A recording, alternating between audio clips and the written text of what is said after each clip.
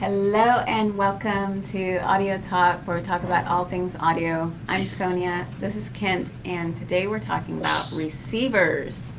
Nice. So, what stereo receiver do I need, Kent? Oh, you need a big one because I would like one. But no, so like yeah. Well, it depends on what people are trying to achieve. Like do. what they need, which type of Mhm. receiver. So it's, I mean, there's a couple of different types of receivers. Okay. Yeah, most of them are surround receivers. So that means that you would want to figure out what you want to do as far as that goes. Like how far do you want to go?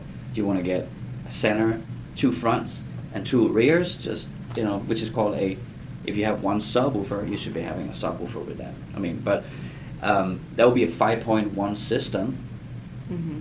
But then there is the more old school kind of receiver, which is just a amplifier with a built-in music source. Back in the old days, it would be an FM AM radio. Today, it would be Bluetooth or Wi-Fi based. Mm-hmm. There, it would be a two-channel stereo.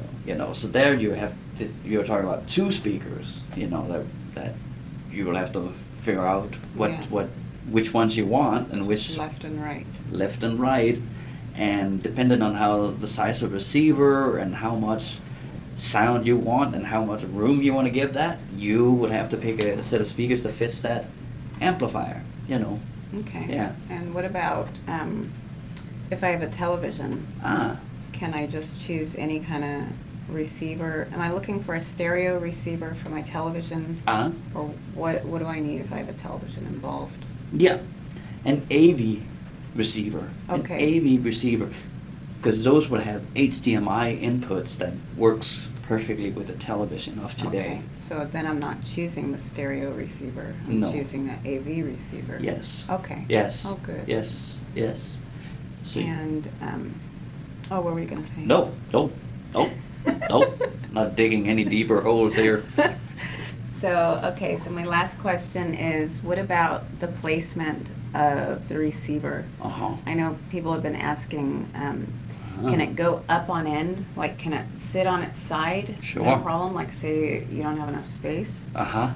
Can it go on its side? It can. Okay. There's one question that I get quite often is that if they can put it in the a technical room, like outside the living room, to get it completely gone. Oh. And there you have to be cautious. Is that Why is that?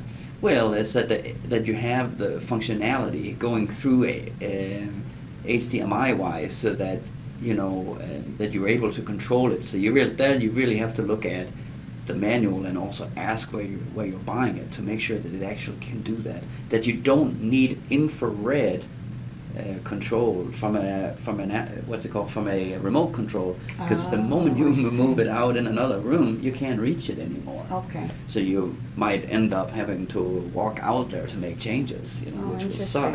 Okay. Yeah.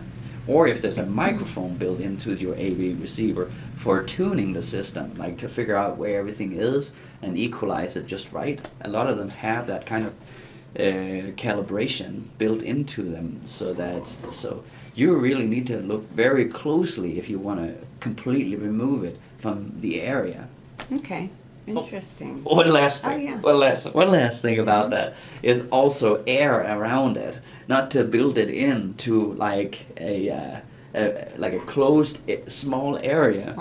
Like a cabinet shelf, like you Yeah. can't put it in there. Yeah, you definitely have to be really, really cautious with that, because there's a reason why there's slats all around on the amplifier. Yeah. For cooling.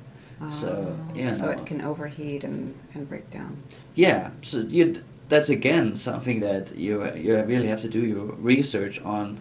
What can this equipment take, and what is it meant to do? What is it designed for? So there's no common answer for all of those. Okay. But standing it up on the side, it doesn't matter. That's okay no matter what the situation is. Okay. Yeah. All right, sounds good.